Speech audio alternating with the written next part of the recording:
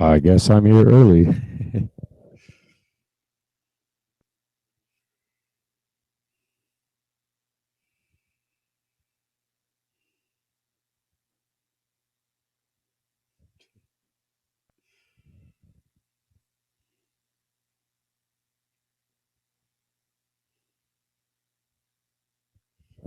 So the link works.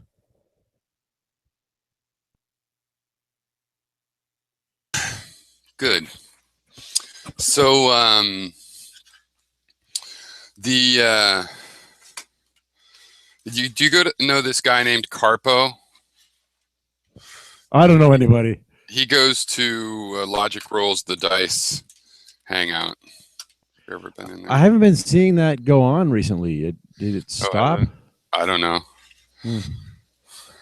I just know when I was talking to him a little bit, he mentioned he had one that starts an hour earlier on Sunday. He did, but it hasn't been going for a couple weeks. Anyway, I invited Carpo in, but he wasn't sure he could make it. Due to kids. And I guess Hythloday said it was his. Hythloday said it was his birthday, and so he's going out with his son today. Probably won't make it. Oh, that bastard. Yeah, right. Well, I talked to Gary and last night, and he thought that. Right. Yeah. I just opened Skype and I got a message from him saying the same kind of thing. So he did screw up because Gary was under the impression that maybe you were going to. I'm doing multiple things at once. That you were gonna, what's the word? Moderate a, like I'm gonna turn over the reins of moderation. Yeah, right. To you. Yeah, it was the idea. Yeah. I'm gonna come up with an agreement between Hythloday and Mendham somehow, right? No, and me. Me. Definitely, I'm in there. Let's speak. Well, if Gary shows up, then you can just moderate one between us on the idea of values, which Kenneth Katona was like, who cares about, why is that such a big deal, values? But I'm with Nietzsche. It's all about values. That's one of the ways of describing what philosophy is. Well, I guess if I were in Mendham, I'd say, the point of my argument is more important than the actual words of the argument. And so I might just abandon the word value and go with something like significant or something. But it's a matter of how you value things, what you think has high value, what you think has low value. And that's the thing that's fundamentally unique for an individual. Yeah, I mean, value is subjective. I think I'm more on Hythloday's side of the conversation there. I mean, it all comes down to subjective preferences, right? So, some people like muffins or cupcakes. Some people like cupcakes more than other people like cupcakes. We really can't measure the amount of happiness someone gets from a cupcake.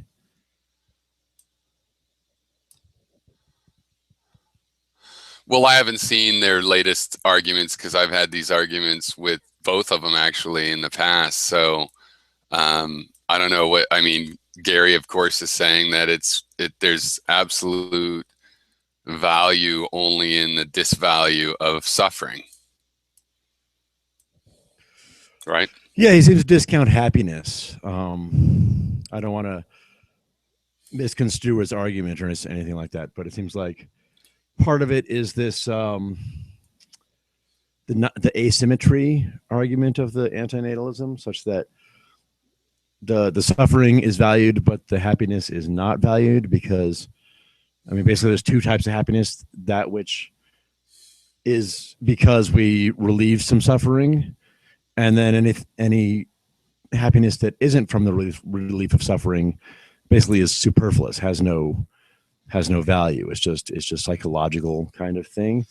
But I wouldn't call it superfluous. I'd call it surplus, right? I think kind of the goal in life is to try and create as much surplus happiness as possible, beyond just easing suffering. Well, But where do you stand on the position you just represented, that there's only the negative?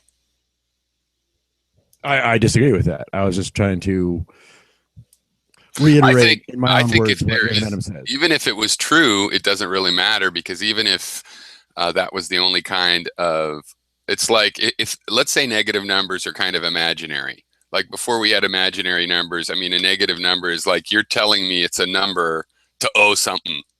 To owe, to be in the hole is a kind of number. And so we still defined negative numbers, didn't we? Even though we started with just 1, 2, 3, 4, 5 and the rest. It's because it's when you go from 3 to 2, the difference is a negative number. And so if you have just negative numbers, you can define the positive numbers just as well, and you can have a net positive. Just because you can doesn't mean you should, though. I guess what we do in economics is, I think I talked about this in one of my classes where, talking about, oh, there's goods and you get a certain amount of happiness from the goods. And I was like, well, what about aspirin, right? I don't really get happy from aspirin. And he kind of described it as like a reference frame. It's kind of like this relativity kind of thing where the zero is where you are now, right? So if you're at 0 with a headache, then you take the aspirin, then you'll be better than you were. It's all relative to your starting position.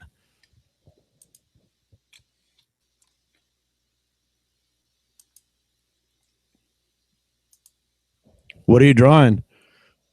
Things. Pretty cool. Symbols. Yeah. Well, do these symbols represent anything? they're just, no, they're just original right now. This one's over here is based on a symbol. I have a lot of symbols I've invented over the years that I draw and that mean various things or don't mean various things, or what they mean changes. This one is just a different, well, the original thing is more like this. This is from like when I was a teen. But it's a little bit, I think it's a little bit harsh. It's like something out of the wall. I noticed your t-shirt's pretty cool. The what? You've got a Pink Floyd t-shirt on, so then you mentioned the wall. Oh, that's right. So it's like this. That just seems kind of harsh. Got a little swastika. I was thinking maybe I could put both sides up.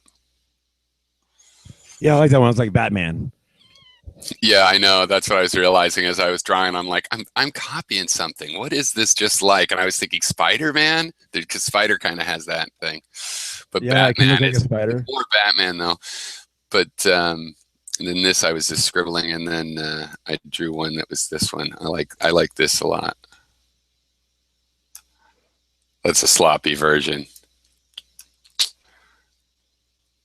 Oh, I see what you're doing there. It's got that swastika symmetry still going on. You think so? Maybe well, I have a problem. Not necessarily a swastika, but the same symmetry, as. Well, I am of the opinion, there's a movement to take the swastika back. Well, it used to be a peace symbol, right? That's how it's. Oh, it's beyond used to be. Like you can see in Asian cemeteries or cemeteries in Hawaii where they've got swastikas. They're usually the other direction. There's a swastika and another term for which direction. You know what I mean by direction? It's a spinning kind of a thing. And yeah, it's part of Hindu. Plus, there's a bunch of cultures, because I guess it's just the kind of thing you would think up, as a human being. But it's definitely big in Hindu culture enough that it's ridiculous, and they still put it on their graves and things. So, why should he ruin that? And, the mustache is not a big loss. But, I mean, Charlie Chaplin, he had it, and now it's ruined. It was a perfectly good comic mustache. So, yeah, I try not to have a Hitler mustache, but like when I have a mustache that goes across my whole lip, it's always just thicker in the middle so that it looks like that kind of mustache. And so, even though I like having a mustache, sometimes I just don't because of that. It's hard to get rid of a stigma, right? Once that stigma is in people's minds, then they'll associate that with that. I do a lot of activism for like the mobile homeowners, and there's a certain stigma with mobile homeowners being poor people or criminals or undereducated and this kind of thing. And so it's hard to get. Oh, there you go. There's your Indian symbol right there. It follows you around. Let's see, I can draw on here. You gotta download an app, but No, it's right here, right? Yes. this looks like somebody's pointing a laser at my head.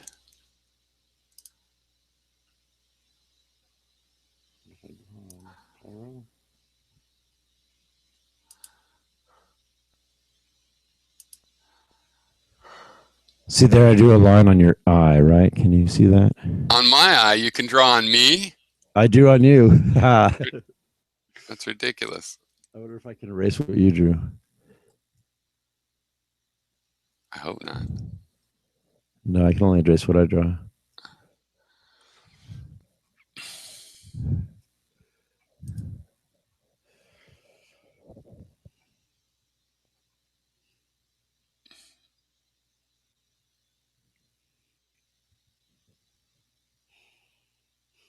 I have to hold perfectly still. Oh, that's all fucked up. So yeah, this is not really the point. There we go. That's good enough. So what were we talking about? Oh, so I watched this one interesting thing where this teacher, some Mr. Ritchie, has he's become there's a few teachers, kind of the cool high school and middle school teachers, some of them that are all have their various teacher acts going. Some teachers are like street performers and they're good at it, but anyway, so he was broadcasting a hangout to a group, a class, or 3 classes of AP students, for studying for advanced placement tests, I guess, in somewhere else in the US, which I thought was cool. So I was watching this, and I subscribe to all those people, like the Green Brothers and all these people. There's a lot of good educators that do good stuff. But anyway, so that was cool. But what I was going to bring up to you is he was talking about Nietzsche and Freud and sort of whatever you would call that. To me, I don't know, postmodern moralities or something. And he was selling Nietzsche totally as, just being about being selfish, that you should never think of other people, and anti-compassionate, and don't be friendly. A lot like Gary thinks Nietzsche is, actually. But this guy's a teacher, a high school teacher. And but then I commented in his, and I'm assuming, Inventive, that you don't see Nietzsche that way. And I commented in the video about, I totally disagree with this. Nietzsche was just, it was an observation about the will to power. He wasn't advocating it. Most of his time was like, why do we like art and poetry? That's the hard thing to explain. That's all he was saying. But this teacher, Ritchie, just pulled out, everybody thinks something different about Nietzsche, I found. I'm like, oh, fuck, yes, that's true. I don't know. I never studied Nietzsche. I'm not really a thought you had philosopher for some reason. I might have talked about it. But Study him anyway. All right, it's just My bad. Stupid paragraphs complaining about everything in the universe. That's all it is. It's the easiest crap. You're just trying to make it sound like what you do. Grass is too green. Okay, the trees are too crookedy. The bark is too rough.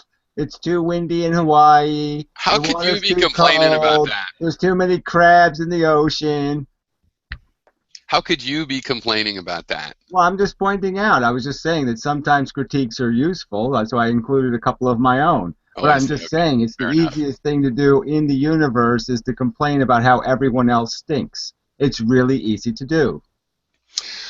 Right, but inside there is really just a bunch of tools, I think, like ways to look at things. Like I understand, but they're all ways to look at everything negatively, right? There's not a single useful tool in terms of this is the way to do it right. There's no to do it right. He just basically says, be a bug. Bugs win. Bugs are cool. Bugs are shiny. Be a bug. Well, but Socrates didn't say anything. His only thing was know thyself. Everything else he did was just breaking down other people's Again, arguments. I don't applaud people who don't have solutions. People who just complain without any solutions, I'm not applauding. Nietzsche complained about everything, solved nothing. His solution was become an insensitive asshole. He was as useless as Buddha. Well, then he has a solution. It's just you don't agree with his solution, right? What is his solution? His Become an asshole. Pretend No. it's okay. Pretend it's not broken. His solution is not to Stupid become an solution. asshole. No. Ignore it. Who cares whether people get killed? Who cares whether people suffer? It just makes them stronger. So fuck it. Good for them. No, that's I not don't what he care how said. many babies die. If 20 of your kids die, I don't care. The one that survives will be a little master race wonder. So who cares? That's not true. It's not the philosophy of the ruling class that's doing this domination. It's the philosophy for every ordinary person that has to resist that domination. It's for the slaves to become non-slaves. His philosophy, yes, he was. His philosophy is about not being a slavery. His philosophy is about overcoming being a slave. Bullshit. Well, you don't know. Yeah, no, sorry. Show me the quote. The quote that his philosophy. Like the rest of them, he talked as if the masses were ignorant pigs. He didn't have any respect for them whatsoever.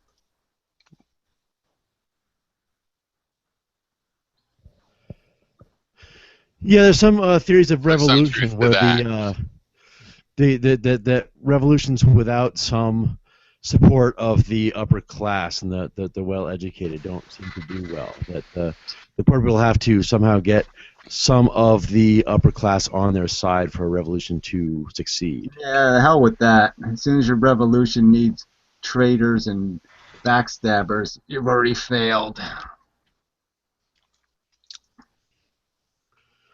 Yeah, they often aren't as good after the revolution as the idea was in the beginning, right? I'm just saying, they're just going to be turncoats and they're going to stab you in the back in the end, so why bother with them?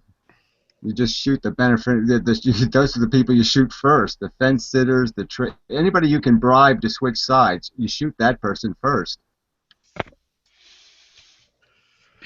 Yeah, I mean, they certainly killed a lot of people in the French Revolution that were the upper class.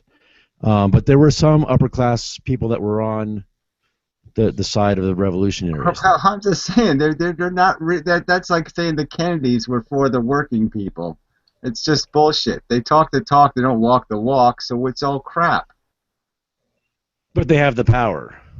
I'm just saying they're not useful to any real progressive revolution. If you're gonna try to do it with your king leading the parade, you've already failed. Your parade is already a failure as soon as you have a king riding in the car.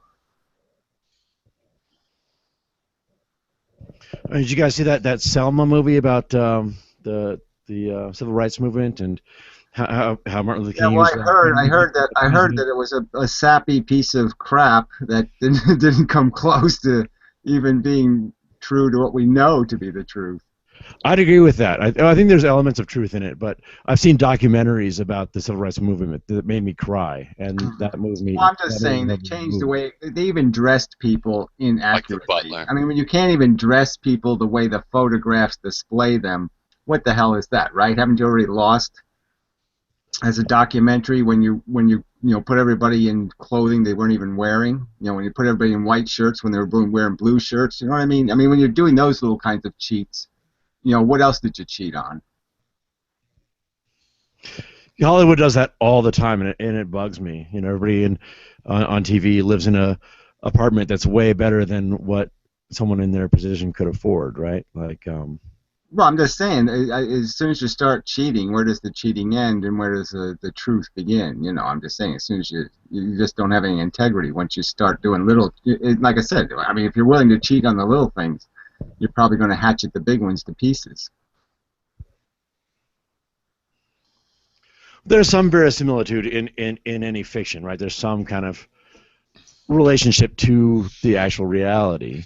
And nothing we're going to say is like. I know, but you can say propaganda has some relationship to reality, but yeah, I would. By propaganda, right? So come on, you just seem to be somebody who's out to rationalize circumstances that aren't, in my opinion, justifiable. Okay, well, it's 4:08 here. So, yeah, where's you know, Holiday? he says he forgot it was his birthday, something like this, and that he's going out with his son, being a good father. What a putz. I know. I mean, Right. you know, he forces me to do this stupid thing, and then he can't even show up. I mean, So it's damn. just kind of a ringer thing forgot where, it's my birthday. I mean, his birthday was 3 well, days ago. So he because doesn't even it's get supposed to be a birthday. debate, He so it's doesn't even me get his versus you birthday instead. right. So what we can still do it. What, you know, Event of Harvest is supposed to moderate a debate between whoever's here. It's All not right, going to well, be Heiklade, but there is Bark Lord. You want to debate the physics then? No, absolutely not. That's ridiculous. You have nothing to debate there. We were going to debate value systems. Yeah, well, there is the point is Holiday arguing that there's no such thing as an absolute value to be talked about. Like I said last night, right? The line I gave for philosophy, right? The objective is accurate description of reality. So that's all you're establishing with some sort of value statement. Is it an accurate statement regarding the value circumstance or an inaccurate statement? I'm saying it's an accurate statement to say, regardless of whether consciousness is an illusion or not inside of our brains, the fact is it's one hell of an illusion, and compared to everything else in the universe, a conscious experience looks like the most value-rich thing that could possibly be thought of. There's nothing else that could be more valuable than the feelings of a sentient being. And so that's where value originates, is with the sentient welfare. And it's pretty much just a mathematical equation to figure out, well, how many sentient things are you grinding up to make, you know, Robot Piro? I mean, is Robot Piro worth torturing 7,000 rats? I would argue that Robot Puro isn't worth it, but I'm just saying that's what the value is going to be made out of, is how many sentient torture moments take place for each little rainbow moment. And who decides who else should be tortured? So there's two aspects to the question, not only the absolute value, but the idea of the impositional nature of existence, where to get your cupcake, you have to grind up somebody else on the torture gurney. So you can't have your little splendor civilization without somebody being tortured to have it. And do you have a right to torture people to have your right to procreate?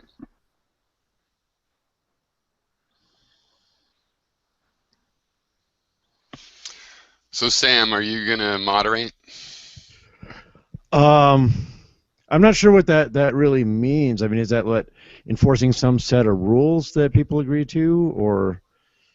No, of course not. I'm saying it's not a relative question. It's an absolute statement. I'm saying there's definite value in the. If you don't agree that there's value in the sentient experience, that's the fundamental issue. So if we don't have agreement on that, there's no point in having a conversation about value. I don't care what your personal values are. That's irrelevant to me.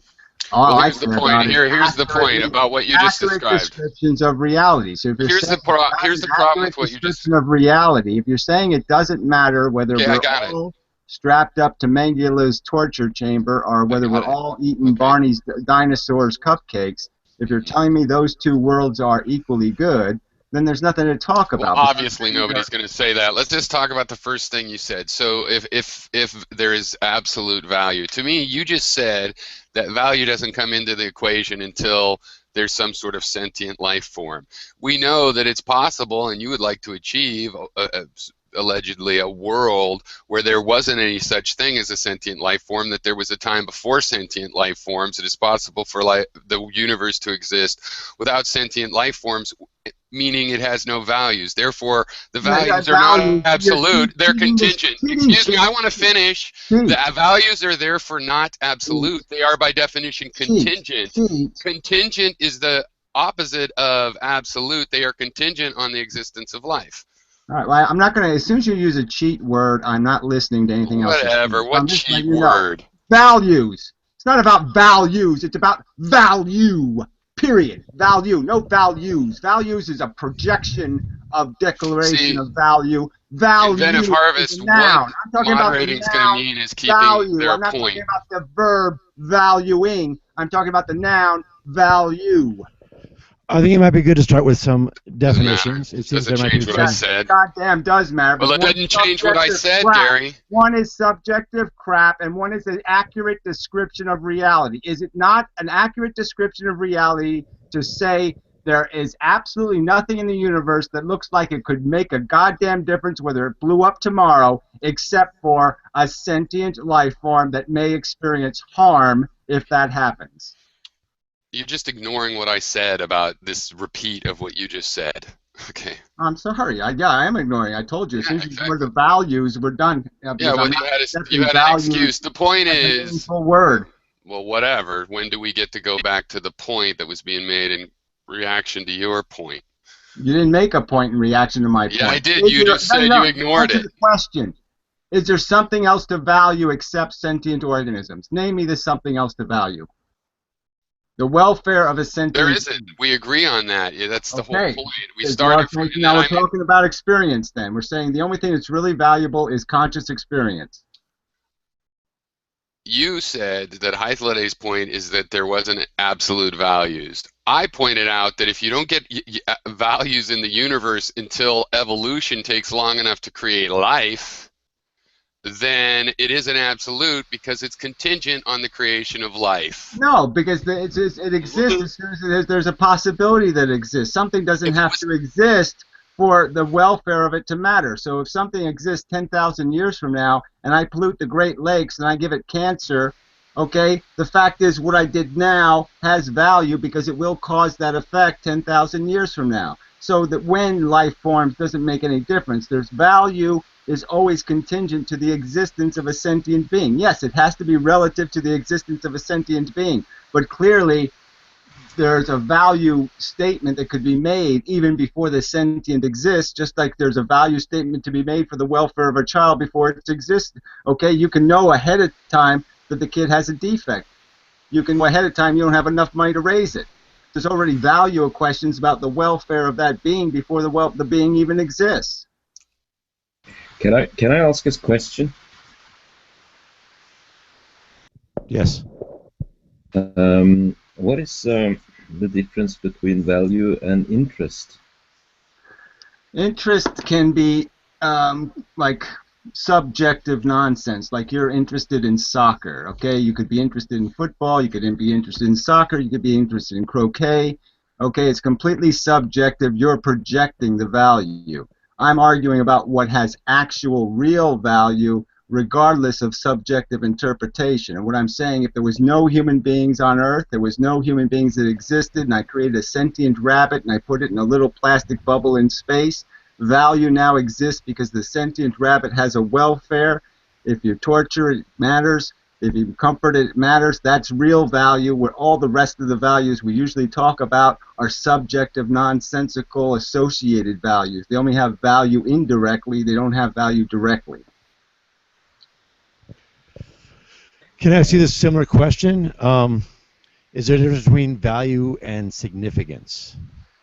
Again, there's no point in changing the words. Obviously, the way you would define value is to say it is something of significance, something that important, something necessary, something vital. You'd use these kind of words to describe what value is. That's what the category value has, those properties built into it. So significance would be one of the properties of something of value.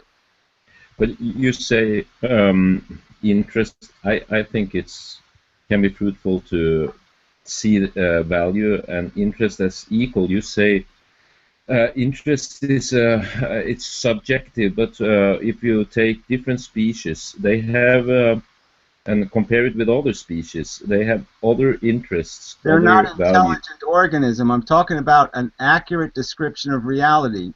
Dumb animals can't make accurate descriptions of reality. All they can do is impulsively react based on their conditioned programming. I'm talking about what is the accurate description of the game we are playing. What has value in this chess game? Does the winning have value? Do the pawns have value? Do the king have value? What has value? What I'm saying has value in this game. The only thing that has value is the welfare of feeling organisms. That's it. Feeling organisms being harmed is bad. Feeling organisms being comforted is good. There is no other thing of value. All other value is relative to the effect on sentient organism. There is no catastrophe if no sentient organism is not harmed. There is no good if you don't advance the welfare of sentient beings. So if you make one human being happy through slavery and you torture 10 others, there's no economy there. It's a failed experiment. You have created more misery than you can justify for that one individual's happiness. There's no victory. It's a failure. It doesn't the math doesn't add up to a positive number. It's a decisively negative number. So I guess what I've heard you saying before is that the value isn't to something like if I like this bottle, then value, right? 90% of projected value. 90% of the things we value, we project value on based on our personal addictions.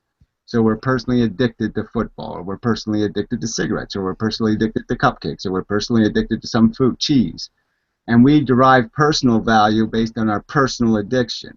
When I'm saying those projected values is what the brain can do that.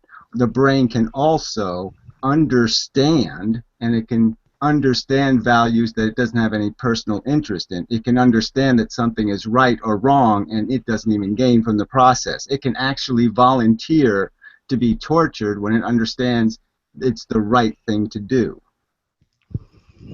I guess it just seems to me that value is the wrong word, because it seems odd when there's not someone that's doing the valuing through some preferences. Brain creates it. I just don't know it's the wrong word. It's a perfect word to describe what your brain does. When your brain creates a feeling, it's basically your brain synthesizing value. It's creating in your brain a notion or idea of value. You're feeling it. It's giving you the richest value possible, this overtly positive or negative sensation. So you can't get any closer to an absolute value than the idea that your brain actually generates in the form of a feeling. I'm just saying significance would be, I don't know, a word that might not have to be to somebody as much. I think significance is overtly to somebody and to somebody's interest. So that's just so. That doesn't mean anything. What's significant to an individual is meaningless. The point is what is bad and good. These are decisive words. You can't mess them up. It's like a positive and negative number in mathematics. You can't possibly mess it up. If it's a negative number, it's a negative number. If you're -3 and I move you to -1, I've obviously advanced your condition. You have gained 2 plus points. I mean, it's obvious to me that that's relative. Well, it's not relative. It's an absolute. You're still at -1, but you've advanced 2 positive points. Well, I'm better than I was before, right? Like my feelings at any one point are like reference frames, like relativity, and then it could either be better than I am now or worse than I am now. Right, and then we could have an argument about whether there's any absolute goods, which I would argue there aren't, but that's a whole separate argument about the fact that the scale doesn't have a plus number on it, and all you're doing is advancing from -10 to -3. That all you're doing when you're gaining your bliss is getting rid of your fetters. You're not really gaining bliss, you're just getting rid of irritations. You're just getting rid of your negative numbers. You're just digging your way out of quicksand. And you think when you finally get out of the quicksand that you've gained a positive value, but no, all you've done is extracted yourself from negative conditions. Yeah, I think that's still on topic. I don't think that value scales are certainly part of the value conversation. That it's not on topic from the point of getting to this question of whether or not value is there for us to describe, like evolution is there for us to describe. It's a thing in the world that we can describe it, that it's happening, and that we can describe it accurately through these certain circumstances that exist, that we have the existence of these feeling sensitive creatures. They have experience, and I'm saying that's a statement we can say absolutely. There's no way to undo it. There's no magic pink box you climb into where that truth isn't real anymore. It's always going to be true that sticking nails in sensitive creatures' eyes is always going to be a bad thing in and of itself. I don't know how deep. Well, I guess there's people talking about what if the person's unconscious and you stick a nail in their eye or kill them or said something, conscious right? sentient beings. Okay. Oh, I'm saying Okay, yeah. conscious sentient beings. I don't care what you do to unconscious people or dead people. You can play with them all you want.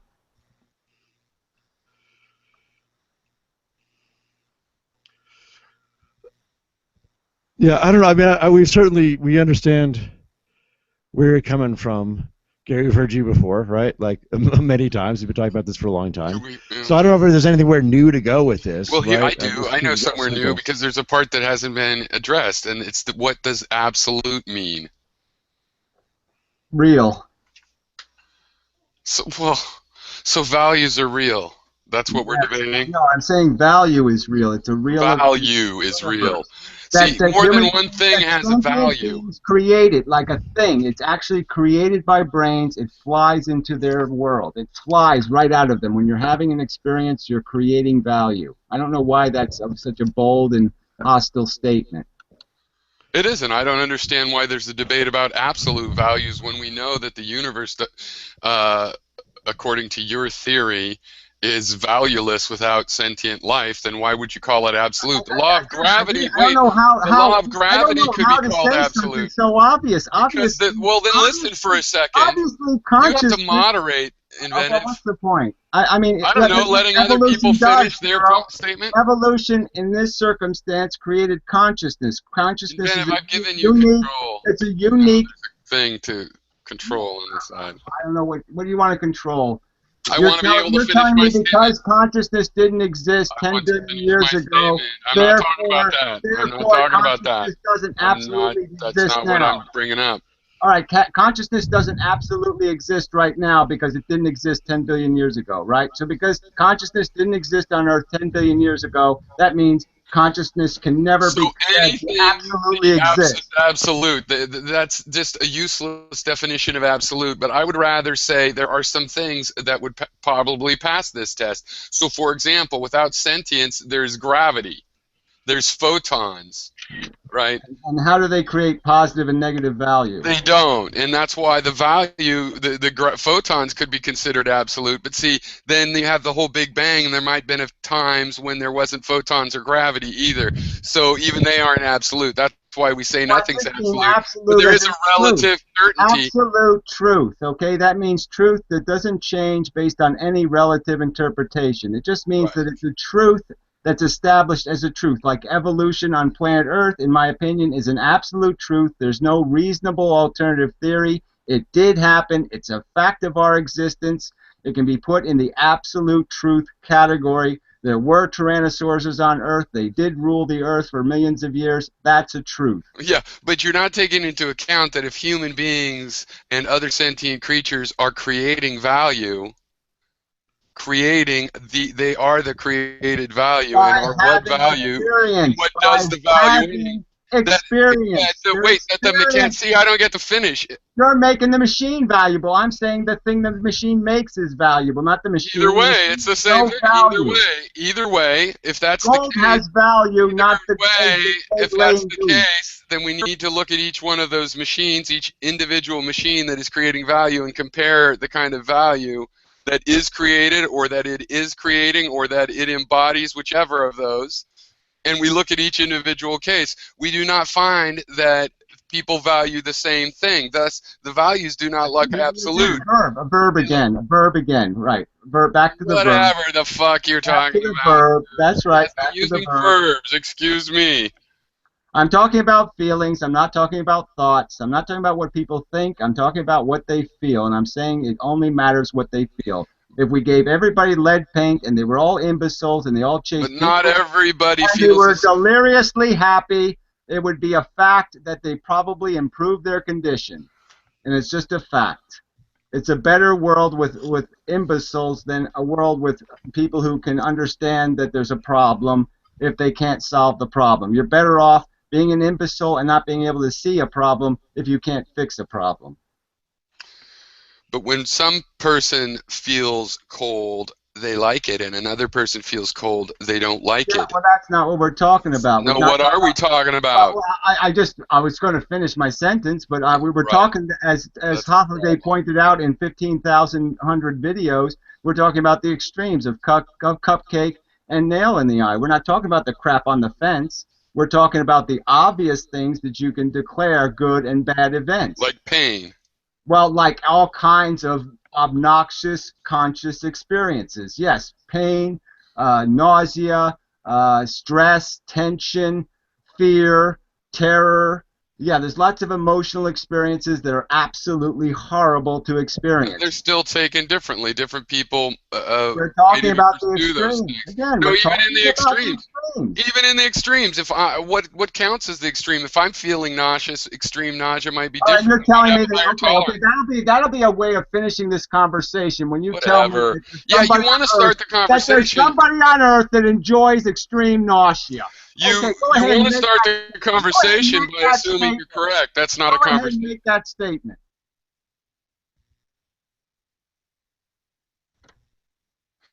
It's sufficient that they experience it differently Then it's not nausea. to Then disprove. Then Yeah, it isn't to disprove. nausea. Then is it?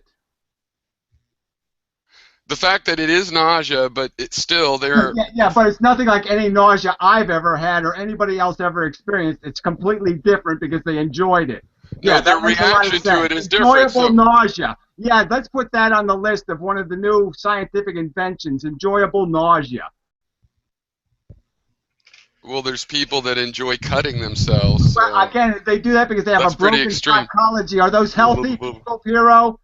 they're creating value. Are they healthy create value. people? Are they You- cutting themselves according to for a you- positive reason? According to you, their misery is of objective value. Yeah, and they're running from a worse misery. They That's why are they're of cutting absolute themselves. value. Not cut- Their Go ask perceptions- Coughlin. Go ask their Coughlin if he perceptions- likes that he cuts himself. Their Go ask perception. Ask him. Their perceptions. Well, Ask some him. people are masochists and don't do it. Ask them if they enjoy it. Some do. Some masochists No, do. well, I'm some sorry, just feel they compelled. don't. We're right back to frame zero. When It you're doesn't bringing matter up- anyway. bringing This up person, aberrant- how they feel. Bringing up aberrant psychology as a defense is lame as shit. We're Okay, not so talking about what is the aberrant. theory that We're not talking what about is the Ted theory that Bundy. me not We're not moderating talking things about makes this insane better? motherfuckers. Exactly. Oh, whatever. There's no conversation. You're just talking over me. No, there's no conversation now. Inventive. You were nominated to moderate. I wonder if you now know more about what that entails. Well, are people willing to agree to not interrupt each other? No, I'm not going to agree to silly, preposterous premises. I made it pretty clear I'm not talking about values. I'm talking about value. I made it clear that we're talking about extremes. Did he stay on the extremes? No, he starts talking about deviant psychology. I'm not talking about deviant psychology. I'm talking about common earthly. No, see, you don't have to repeat yourself and don't even listen to what I said. The deviant psychology, according to your system you have described, they are living creatures and their perceptions are of absolute value. So you have to deal with them. They are at the extreme. You're saying you want to deal with the extremes, and then you say, but we don't want to deal with extreme psychology. Sorry, it doesn't work like that. With your statement that they are competent to say they are happy. They are not. Just like a heroin addict isn't competent to say, I like being a heroin addict. Then their values are not psychologically broken people. If they say they enjoy cutting themselves, they're only saying it because they are sick. Then you are saying the value they perceive is not absolute. I'm saying they're relieving a worse pain. I'm saying they are not profiting from the experience in the way you eat a cupcake. They are actually pulling a worse thorn out of their psychology. They are gaining ego power points by proving their manhood. That's all they're doing. I agree with all of that, it's and that's why. And it's sadistic. Those words mean something, and they don't mean you're healthy. They mean you are broken. I also accept the opinion of sadists and masochists. I want to have a turn. It also means that their value of their feelings is not absolute, that they are making a mistake about their feelings, and that they should do it differently. So their feelings cannot be the start of an absolute that, like you say, that's what Heitzelade is trying to point out to you. And I've said it before, I don't care what they think.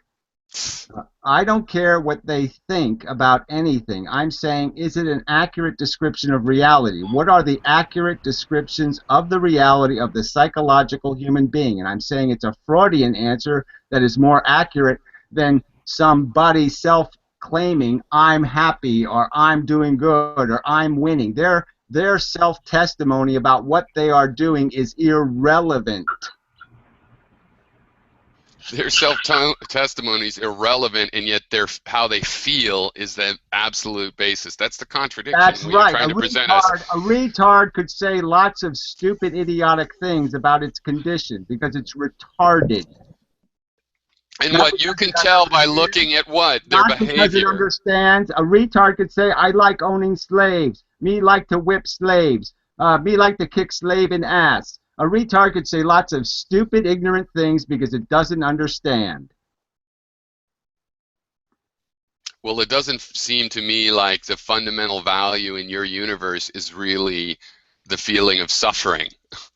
Because as a negative thing, because you have a way of discounting that. Someone can have feelings of suffering and they're just demented. So it doesn't seem too absolute. And when did I discount it? When did I discount their suffering? I never discounted their suffering. I'm discounting your argument that they enjoy. You're the one arguing that they enjoy torturing themselves. I'm saying that's a ludicrous proposition. If they're gaining pleasure points from harming themselves, they're doing it because they're sick, not so because you don't think that people enjoy getting spanked, for example? They're not really enjoying that. Clearly, they're just relieving some other misery. Most people who get spanked aren't getting their flesh ripped off. They're not getting permanently scarred, are they? So they're not getting real harm. It's just part of. There's lots of people who enjoy a little pain in their sexual gratification. Again, I'm not arguing that. I'm arguing Mengele torture chamber versus cupcake. Again, you won't stay on the subject, and there's no subject. I'm not going to argue about the individual nuances of personal addiction. There's lots of people who are addicted to silly things, and they get silly pleasure from it. That's not the subject. Well, the subject is how you're supposed to determine which of these are silly and which of them are absolutely of value. That's what the subject is. You haven't proposed a way to do that. I have. I said we can tell the ones that are bad and we can tell the ones that are good in terms of absolutes, in terms of describing the worst things that could possibly happen and saying it's no good to get burned, it's no good to be a slave, it's no good to have your legs broken, it's no good to be raped. We can put a ton of things in the category of that's an absolute bad. Let's not have that. Okay, let's not force people to live a life they don't want to live. Let's not do all this other stuff. The second argument is the imposition argument. Again, this is about whether you have a right to build your life out of a biosphere that's being enslaved to producing an environment for you. Do you have a right to kill 2,000 rodents a year to have your existence, or 20,000, or 2 million? Do you have a right to enslave them to your existence? Not really.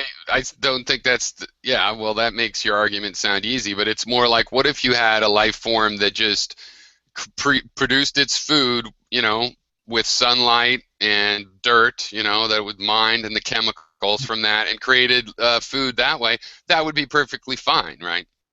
But nothing lives on that island all by itself. Nothing lives on that island void of all impact on other things. So yes, if you can. Well, it could. It just as easily as kill itself off. It's not a realistic prospect. It's as realistic as this species dying off. Well, that's silly. You don't think this species is going to die off? Then you're really more. Not and take everything with it. I mean, no, not and take everything with it. I think there'll just be other new species. Oh, right. The Earth is always going to be here. Yeah, it'll always be here.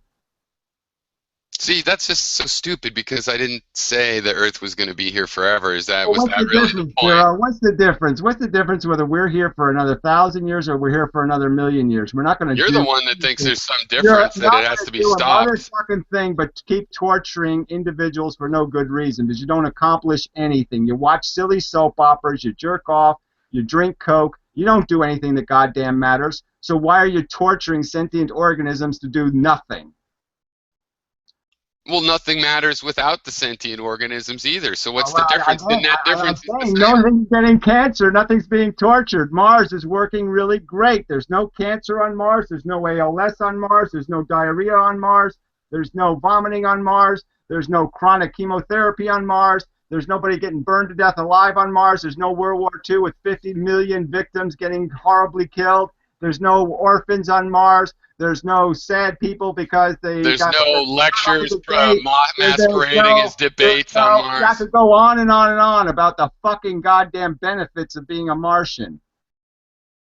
No, because there's no such thing as a Martian. You have to talk about the benefits That's of the not benefit. being a Martian. That's the benefit. That's so right. there's the benefits of not being a Martian. Yeah, you lose all of those negatives, and what do You're you talking about sacrifice? benefits of You not being a sacrifice Martian. chocolate chip Luckily, cookies, you're not a Martian. Barney the dinosaur, the Reap those Teletubbies, and cupcakes. Oh, what a tragedy.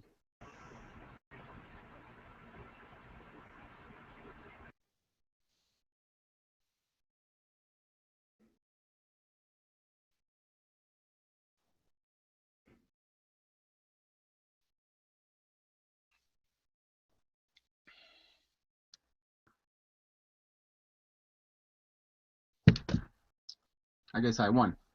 Cool. I'm just waiting for Mr. Moderator. He's not working. You gotta keep up hope. You gotta keep hope up. You gotta keep it the plan. You can't be abandoning the plan. Yeah, we're taking nothing and we're getting nothing. Oh, I know. Damn. We need a point system, like where we both put in like $10, and then like he takes our money for every time we break a rule or something. That's right. But we would have to actually, we could use some of this time to talk about what the rules maybe could be. I think like not interrupting is a standard one that like a moderator would assume, but actually no, you have to let some I mean, or at least if that's the case, you have to make sure people only go on a couple minutes, or I don't know. There's more than one way to do it. Maybe we could discuss some rules of engagement. I know it is a little bit difficult, but sometimes I'm really willing to listen to somebody talk. But I mean, as soon as a false premise pops up, I just say that my brain's shutting off, so why listen? Because I'm not going to pay any attention to the point being made because it's a false premise. So why waste our time when I'm just going to reject it because there's a false premise? Yeah, ideally the moderator is going to notice a moment like that if they can and help facilitate the interjection, or even say, wait just a second, and see what both people are going on, and help that interjection happen within within the next 15 seconds. Thing, right? What you really need is a guy like at a chess match, right? You need somebody who has a stopwatch for each player, and they just do the time thing. Okay? Well, you know what? Now there's an interesting thing. What about using a chess one? Because with a regular debate, you get 2 minutes, but you have to go over and stuff. What about instead of that, a chess clock? You can interrupt people, but you use your 10 minutes, which might mean a 5-minute. Yeah. You actually use a chess clock. In the end, you're going to get like 10 that. minutes. In the end, I'm going to get 10 minutes, and I can decide to waste my 10 minutes trying to interrupt you, or I can wait for my turn where my 10 minutes might be more effective. That's a good idea. And if somebody tried to do a lot of interrupting because that was their style, they'd run out of time and give a monologue to the other guy. That's kind of a self-limiting. See, there's some game theory in that. That's cool. Well, there's an idea, and we don't have to have a chess clock to run it that way. But well, you're a programmer. Why don't you write that? I guess I could make one. But you could actually. A chess clock is. I could make one that just works right in the browser here. We can just pop it right into the window. Yeah, you should do that, or I'll get around to it, because it is kind of just an afternoon project. It's sort of almost a computer class project, because you could do it. It's neat, but it's pretty straightforward, and the browser obviously can keep time great. So yeah, I mean, all you have to do is just click, and everybody could have their own clock. You know what I mean? So everybody could check up on everybody. So no way to really cheat. You could even make it based off of the sound somehow, so that the clock. Well, that's the tricky part. It might be a little tricky. Yeah. Who's talking is going to be a little trickier, just because YouTube, there's no way to. Yeah, if you were willing to make some Google plugin, you could, because like when you turn your microphone off and it goes ding, did you start to talk? You could probably hook into that event, but then you have to make everything googly. On the other hand, it's probably mostly just JavaScript. They do everything with these JavaScript plugins. Yeah, no, but you don't know what their app is, a separate app. You know what I'm saying? There's no way you're going to get into their app. No, there's some way to make these plugins like Draw. I think they have an API where you can make your own. Well, I'm just saying. I don't want to, though. Yeah, I don't think you're going to be able to get deep enough to pull that back into the web page. Is all I'm saying. You're not going to be able to get into their app, pull the information out, and then have it render in the browser. I think you can. I just think you have to make it Google specific, and I'm not into that anymore. I want to use standard, so I don't want to do it. But I think that it actually lets you plug in like that. But who knows? You never know until you try a particular API. But Like when people talk, they've got this green little bar at the bottom of the window that says they're making noise. Right? You see, I you see me understand. talking. And that's hard to hook into. That's what That's Gary's what I'm pointing out. saying. Is the events between which individual's icon lights up is deep inside of the Google code. It's going to be tough to get to that. Maybe we could send a request to Google for them to make it for us. Well, I'm just saying, I don't think it's going to be too much trouble for me to hit a mouse button that says me or the other asshole. I mean, I can just make a mouse button that says me, other asshole, and I just hit the button when one starts to talk. See, yeah, I don't want to do this, but Google wants everybody to make these apps for their stuff, so they're actually trying to get people to make games that are Google Hangout. Oh, okay. You have a lot of control. It's just that you would have to be writing everything to these Google APIs, and I just don't see the reason to do that. Very soon, we'll just be able to have a web page with HTML5 that sets up a Hangout like this. The hard part will be streaming it, but you don't need Google. I don't think we want to get tied up. I don't. Yeah, well, you can do the two-person thing now in the browser. You know, you can have a hangout with two people, but you can't go any higher than that right now. And you need some server that's willing to be the third guy that records it, right? But you can do it all with standards, and you don't need Google or Google APIs to do it. That's the thing. Yeah, I think you have to do the recording. It's a hardware issue. I don't think there's any point in trying to record it as a stream. You know, I mean, that would be too hard to capture all those streams and then combine them, as the browser does anyway. I just think that I see what you mean when it's multiple. Yeah, and especially if I have to put them, I figured I could do a room with more than one person in it by doing frames. You know, if I broke them into frames, then there'd be 2 people in each frame, and then you could have like 6 people in the room. Like you could probably manage 6. You know, I wouldn't go much higher than that, but it's kind of hard to manage. Well, I'm saying you can write a server, because I already have a server that does all the video conversions and stuff. So you just stream. One server is logged in like one of these people, and it just saves the video it receives to a file instead of looking at it. Yeah, I understand what I'm saying, but you can only get one other person's video. So if you had 6 people, no, I think there's a way. No, but that's just the limitation for right now. This all should work with multiple streams in the next year or 2, but yeah, that's just coming out.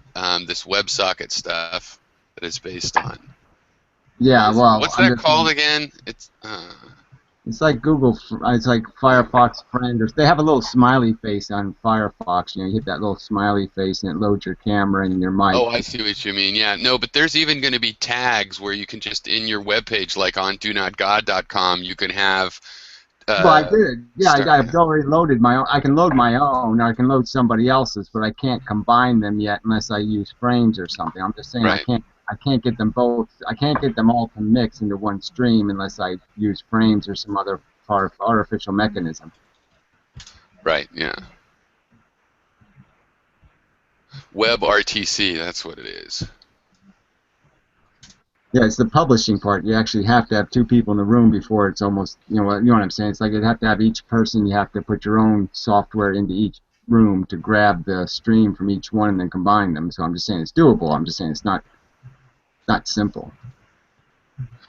Right, but there's this thing called FFmpeg, and now it's called, I think, AV out or something like this, and it's an old free open source thing that does the video editing. So it's actually really good at like taking 5 video files or 6 video files and putting them into a new video file where each one is in a little quadrant with a little script. Well, I'll actually use it. I do use it, but the streaming thing is a little more complicated. That's all I'm saying. Yes, I know, but like a year and a half ago, I was playing with all that, so I actually still have that software. Yeah, it's still a little bit tricky to get 5 windows into one. And it has to be able to keep up. One server stream. It's just and a what little if it's 16? And what if it's 16? There's a lot of complexity potential. Yeah, I'm just saying I haven't figured that part out yet. So it needs a little work.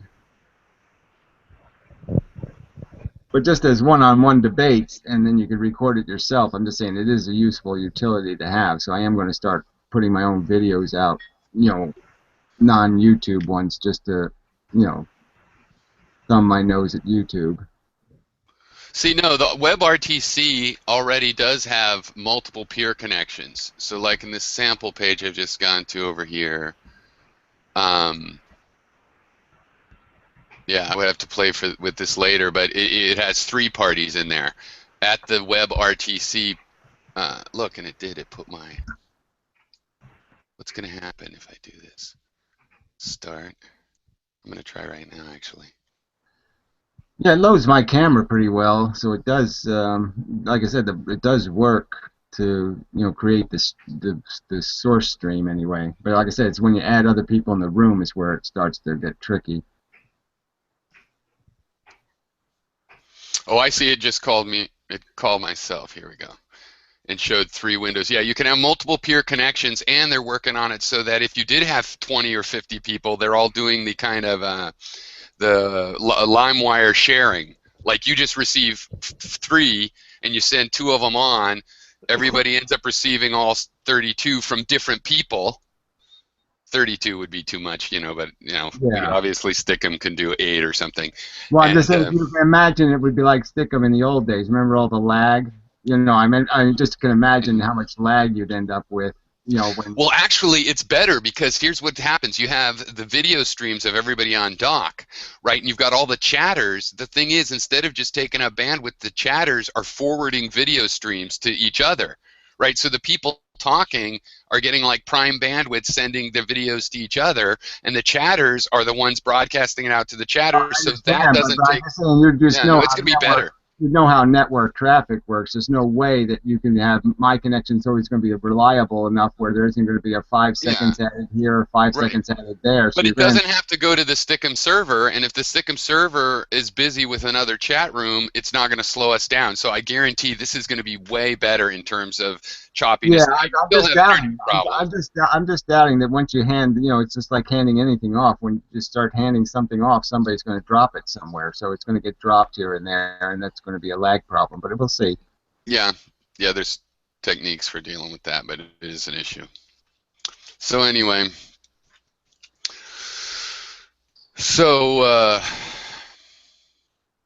well, I guess we answered that question. There is no absolute value, but there is real value, which Gary calls absolute because I only say absolute. Different words. I want to get absolute about truth statements. I'm just saying, so change the word from absolute value to absolute truth statements regarding value. Okay, but that's the thing you're not getting. Look, is it absolutely true that when somebody feels a positive feeling that it's because they've relieved some deprivation? Is that absolutely true? That's not one of my statements. I'm saying that that's true 98% of the time, absolutely. Okay, but there's that 2 or 5% that might be fudgeable. But I'm saying most of the predominance of our positive sensations are relief of negative conditions. So if I win the lottery, it won't be because I'm having a positive experience. It's because I'm losing all of my tension and worry about all the negative things that are harping on me. I don't have debt anymore, and I don't have to worry about my future, and I can afford health care, and I can afford food, and I can get oranges, and I can eat apples, and I can smoke cigarettes, and I can do all that shit. So I get rid of a ton of negative things. So it's clearly a positive event because it's extracting me from the negative event of poverty. Right? Which is why we are able to discuss these things other times without quibbling over this, because I agree. I think we can get to these 98, 99.9% solutions even in a lot of cases.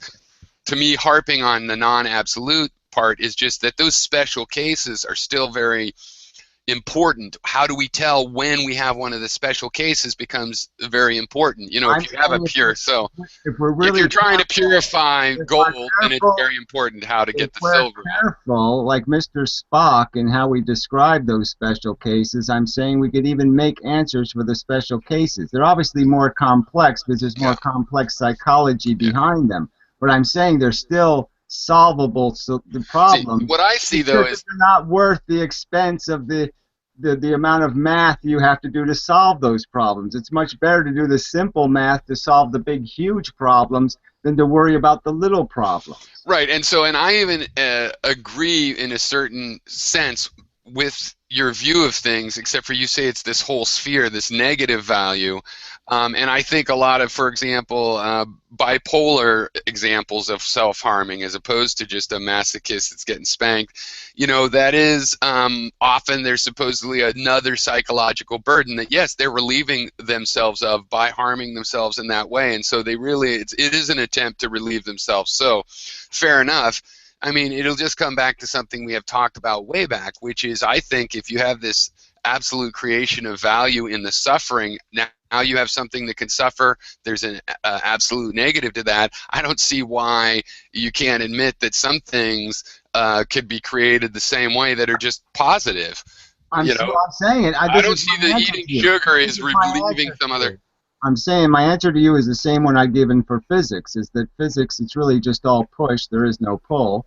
And I would argue that in the reality of our biological mechanism, the shortcut evolution took was it made a whip, and it synthesized the carrot out of the whip. So the carrot is basically taking away the whip. So yes, the carrot is still a positive because it takes away the burden, but that's all it is. It's a synthetic carrot. It's not a real carrot. And I would argue to you, if you were a perfectly satisfied, undeprivated, unbroken universe, I couldn't possibly buy a gift for you. You couldn't possibly need anything. There would be no thing I could give you that could entertain you, no thing I could give you that would comfort you, because you didn't have any flaws. So if I make something perfect, there's no way I could give a perfect being any kind of gift. So I'm saying there is no good, because you can't manufacture good. Good is always manufactured out of first breaking something and then fixing it. Well, but it's like this. Let's say I build a house, and I am miserable in the rain with no house and so on, and I'm cold. So I build a house, and I'm removing this deprivation. But when I build a house, I also have a positive feeling, and I could have built the house a different way or chosen a different house if they were already built and I'm just choosing one. I decided that I would go in a particular direction that makes me feel good, and it's not in response to. That's like feeling good about a golf shot or something. You feel good because you made the right decisions and it came out well, and it's an ego boost. So you can put it. You can say that's resolving a deprivation. Yeah, You're just looking at the whole universe as a deprivation. I'm saying that's the nature of life. I'm saying, yes, you're born as a deprivated being. Okay, what about when I add a room onto my house, though? What about when I add a room onto my house? I'm not solving a deprivation. I'm just realizing I want more space. The only way you could get exactly, you need more space. So what if I don't need it? Well, I'm just saying it. That's the nature of a need, is a desire. As soon as you desire something, it means the current condition is unsatisfactory. So if I go make a flower garden in the spring because basically I like to look at it and I like to dote around in the dirt, there's no deprivation there, and yet I have one of these positive feelings. That the deprivation is that your psychology needs something easy to manipulate, a controllable thing, the game to play. You like the idea that it's controllable. It manages your thought processes. It relieves you of tension. There's lots of positive therapies to the activity. So that's but I object to the fact that that self-indulgence becomes the best example. I'd rather building a house or a bridge. Take a bath. Why is it enjoyable? Because it relieves your tension. It relieves tension you didn't even know you had. That's why you enjoy it. But I would like to focus on the joy you get from building that house, where it has everything. Yes, you relieved attention. Yes, you added a fun room just because, and yes, you enjoy doing it, and yes, you feel an accomplishment. You feel like you're protective of the people that get to live in the house, and all of these things together, that should be the highest value of positive value we can do. Solving problems, your brain is made to reward you for solving problems. So as soon as you create any kind of thing to master, any game to play, any competition, you are automatically going to get rewarded if you succeed, because that's the nature of the brain's function. It rewards you when you find a problem, you solve a problem. You're going to get a mental reward for that. Right, and that's why we need to change the basic structure of how our society works if it's ever going to work out. Because right now we've got a very there's little consumerism is all about the rats. There's little feeder buttons, and you push the button at the right time. I just don't think you're ever going to be able to manufacture any kind of conduit between Mr. Spock being, rational living, and the monkey that has all the desires. So I don't think there's any rational conduit between those two things. The Vulcan solution was idiotic, right? I mean, there wasn't really a practical solution, right? Okay, yeah, I'll go be logical for 7 years, and then every 7 years I'll go home and rape some women, and then I'll go back out in the Starship Enterprise, and I'll be rational for 7 years again.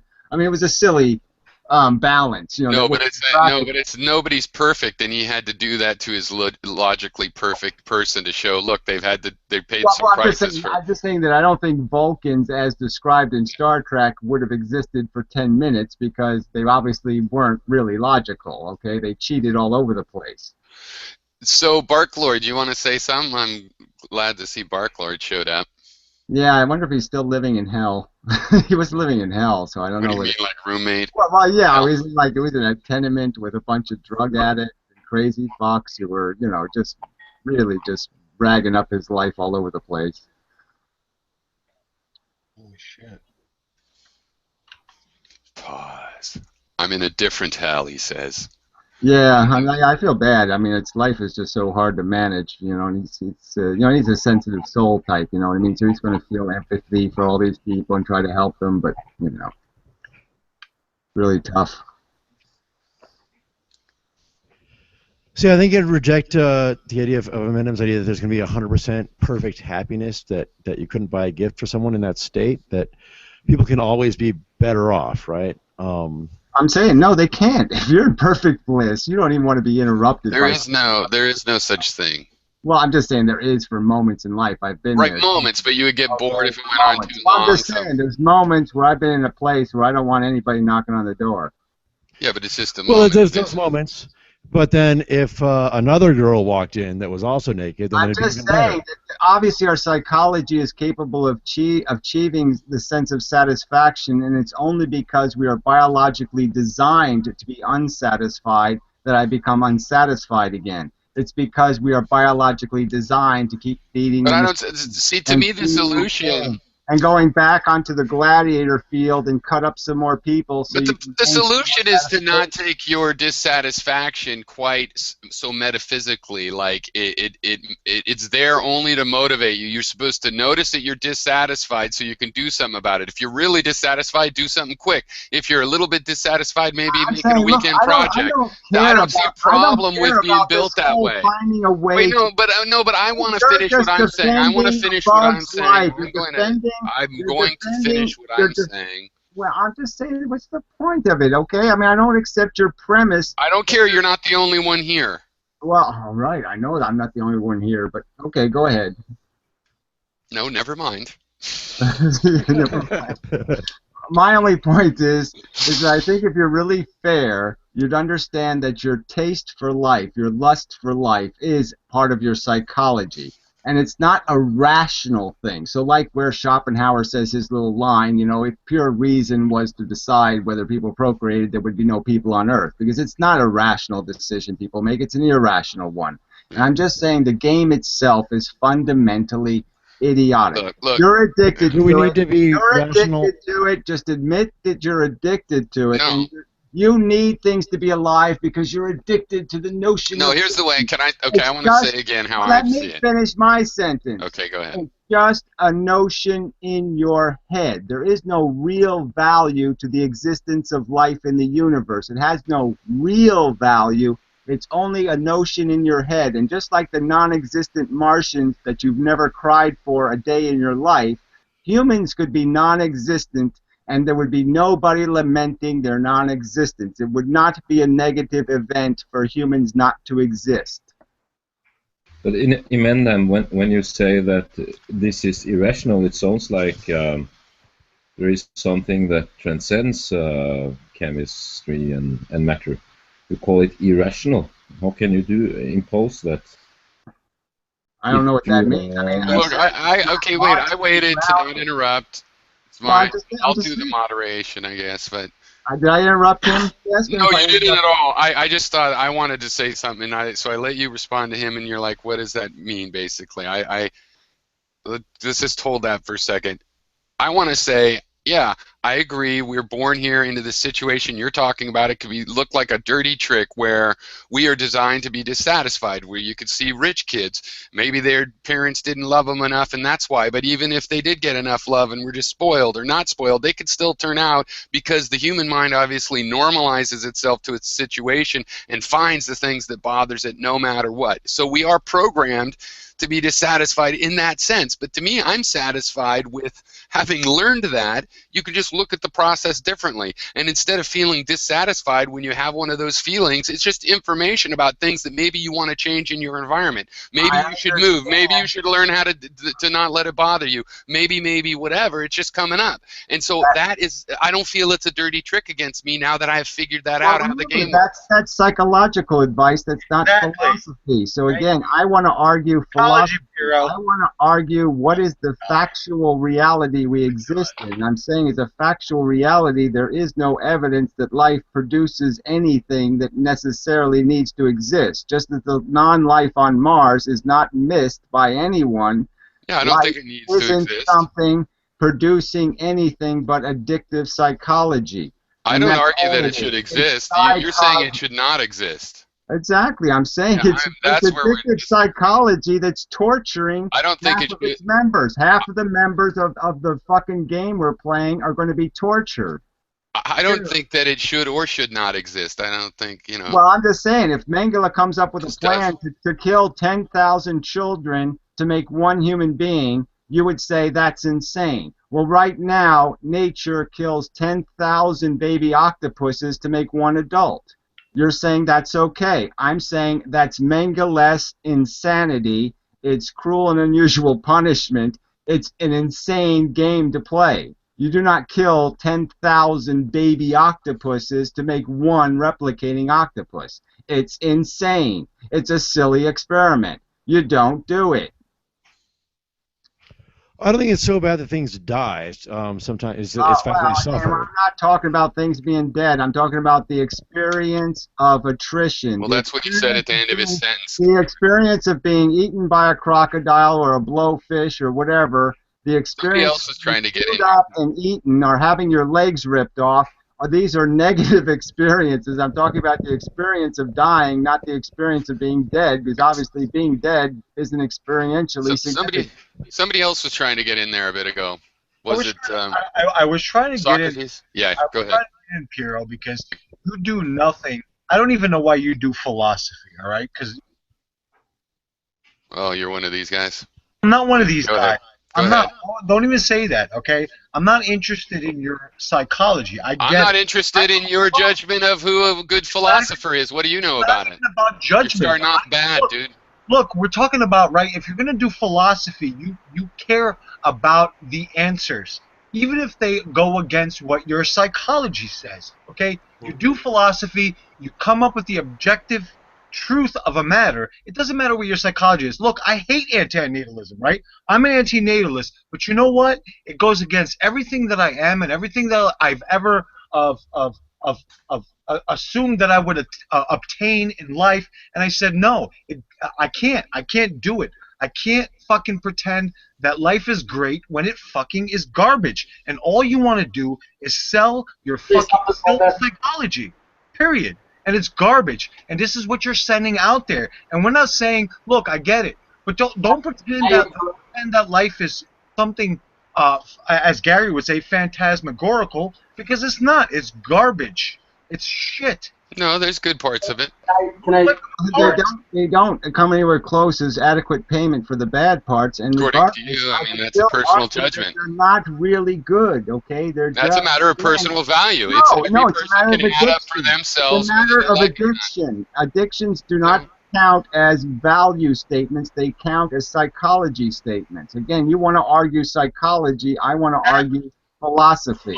Thank you, Gary. Okay. Thank you, Gary. Piero wants to argue psychology. You know what? Yeah, because you want to pretend you don't have a psychology. I get it.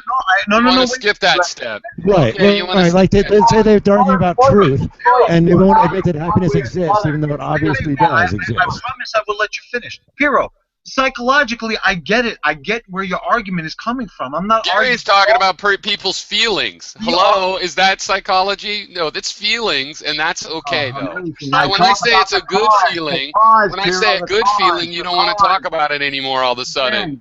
Keep my argument again. Keep my argument again. I've never validated the cause of feelings. I only validate the feelings. The psychology that causes the feelings, Right. I don't And care when I about. say I the just positive care ones, about you the go- experience. I don't care whether the experience is stupid. I just care about its value, weight as an But experience. when I bring up the positive feelings, then suddenly it's like, don't talk about feelings. It's touchy and Hero, feely. No, that's not what you're doing. You're Don't not talk bringing up psychology. positive Be an feelings. analytic You're philosopher. bringing up state. Meanwhile, I'm actually trained statements as an academically regarding trained as a values. philosopher. And you, so what the fuck are you talking about? Piro has So more stop trying to badges. throw your philosophy card at me. I have a degree I saying, have badges. I have a degree saying I know what philosophy is. It's I about have badges. Well, guess what? I don't need no stinking. Well, don't try to badges. call some authorities. Just random people on the internet are like, I don't even know why you think of it as philosophy. When I don't know what philosophy is. So Badges. here we go. don't say you're doing philosophy. I am Nothing doing philosophy. You don't know what philosophy is, possibly. really. Philosophy. So philosophy is the pursuit of answers and knowledge and the interest and welfare of all of us who are involved in this Actually, goddamn. I do that. Well, That's so what I'm it's gonna be the pursuing. truth. That's what I'm pursuing. Level of wisdom, and it could You're be. pursuing what makes you. Could You're hear me pursuing at all? what makes you feel better. You're pursuing No. what makes Hear me at all? your psychological fucking brain here. And you know what? You're You're pursuing what makes you feel worse. I mean, no, I what don't. does that make you better? No. I just said Yeah, it before. you are. You said you did. I said I hate the idea Yeah. of being You were forced to pursue it anyway. I know. I get it. An answer. It's not You're in because that I want state it. Gary was talking about earlier, where you just have to torture yourself with this No, philosophy you hate. I want to live your life, Piro. I want to pretend that a sun is beautiful. My life. You don't want to live my life. I want to pretend that the grass gives me feeling and hope and desire to pass it on to the next generation. But it's bullshit. It's psychology. It's crap. But it's no more crap than when stepping on the thorn hurts your foot. Oh, I'm sorry. Being punched in the face is different than smelling a goddamn rose. No, One it does. sucks I'm and sorry. one You're trying to deny that it feels good to smell a rose, and it actually does feel good. You know what? I think roses suck, okay? Roses are ugly. It's made for Valentine's Day, which women suck. I'm not going to get into women. But regardless, it's all subjective, Piro. Yeah, how many kids would you give cancer to? How many kids would you give cancer to for all the roses in the world right now? All the roses in the I world. don't I'm think going to that's a kill them. question on the I'm table. going to step on all the roses in the world. Now, how many? All right, so we have a motion to kill all of the children in the How world. many Do children we would have you any willing takers to for a give second? cancer to No. for all the roses in the world? We will not be killing all the children, we have decided. But you We're all on the same page. Torture. How many kill them for their torture roses. all the roses Oh, in the fuck you. world? How many minutes of absolute torture would you impose on one sentient being for all the roses in the world? Absolute torture, whatever Yes. you're talking Piro about. kills kids for roses. Simple. That's his psychology and his philosophy. I like roses, so I will make kids and let them die I of will cancer. rationalize. I will make excuses for an evolutionary system that is a carnage engine. It is a meat grinder, and that's all No, it I is. haven't made a. I don't have to make a It's wanting to justification turn for it it. into a wonderful Hey, dude, fertilizer it maker. already It's a exists. I meat don't have to grinder. justify it. It's not a I'm not fertilizer justifying maker. it. It's a Just meat because grinder, your theory not of a how you could fertilizer end it, maker. your psychotic theory of how it could all be stopped when you'll never kill every creature or every sentient creature or thing that could evolve into it. You know that for a fact because it emerged from a dead universe. 80% of women are It- already breeding at extermination levels. 80% of Wrong. I'm Piro, not gonna have that. Don't talk over me the whole time. I've had about enough of this bullshit. Piro, what is enough for you? Tell me what. Give us a. Can I address that point right there? What is your line in the sand, Piro? What Can is? I address that right You're about there? to see my line in the sand, okay? Can anybody hear me at all? I'll be back in a second. No, we can't hear you. Yes. Let the guy speak. I'm sorry. Go ahead. Is it my turn? Yes. About a year ago, I was living in this shithole crack house, and I met this woman who had crashed her truck with her boyfriend it was about 6 years ago now, and she got trapped in the car because of her seatbelt, and her leg burned off. Her fucking leg burned off. All of her fingers on her right hand were burned off. And she got sick and tired of me talking about how shitty the world was. And that was when I realized that it's a fucking choice. It is a fucking choice. A fucking choice, you asshole. You don't get to choose. Do you get to choose cancer, asshole? I'm a 5-year-old kid has fucking cancer that he has a choice. Please, my cousin, I watched her in a fucking hospital with fucking. It's a choice how you value it. It's a choice how you value it. Oh yeah, look, Barford. Okay, I agree with you that your personal reaction is fine. I'm talking about the choice of procreating. Okay, that's the subject. You have a right to continue the experiment. You have a right to impose on the next Frankenstein monster who doesn't want anything to do with the insidious game you're playing. Well, so you're saying then that you do believe that people have a free will, a free choice? I don't believe that. So then what? Quit yelling, okay? Just wait. What's the point? Look. What's the point of the question if you don't have free will anyway? Free will is a whole separate subject. We're all programmed machines. It's all together. Whether you have a program, whether you don't have free will, then your point is stupid. Your point is stupid. Let it go, Gary. Listen. Your point is stupid. You don't have free will. According to you. You don't have a free will. And this is not even a goddamn free will discussion. But the very fact... Sure it is. All right, well, there's no point in arguing two subjects, okay? There's no point in arguing... No, they're not two subjects because you're trying to make it be like you can actually choose to not have children. Of course you can choose not to have children. That's how they invented condoms. I mean, come on. Obviously, people choose to stop having children all the time. They have 2 kids or 3 kids. They control how many kids they have. So obviously, they can control those decisions. So it's obviously if they don't want to have children, they won't have children. So everybody's going to do that because you say so. They should. They're already doing it. I'm saying the majority of people are already doing it. And the only people who aren't doing it are the dumbest people on earth. All right, well... I'm the best moderator ever. It's a choice. You are no longer moderator. Changing that rule right now. See, Heidelberg erroneously thought that the most calm and reasonable person should be moderator. Totally doesn't understand. Why do you think Gary's room has been such a success with him, of all people, moderating it? That's because right. it calls for the opposite. Yeah, that's right. So, it's for whatever flaws of your methodology many of us would love to go into, that is why it works the way it does work. Okay. The other thing is, I think that the moderator should facilitate. Was I really a moderator? No, he's talking about the other guy. Oh. The other guy. Sam, yeah.